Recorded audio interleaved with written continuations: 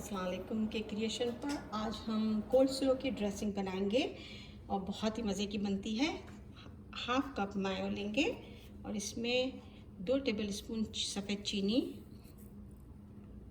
1.5 tablespoon lemon juice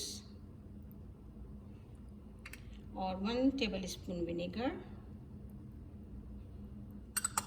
और 1 teaspoon है black pepper और हाफ टी स्पून है नमक। इन सबको अब हम मिक्स कर लेंगे अच्छी तरह से।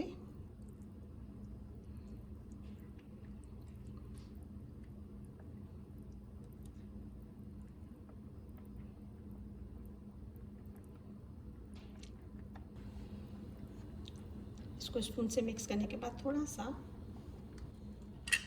आप इसके साथ भी कर लें।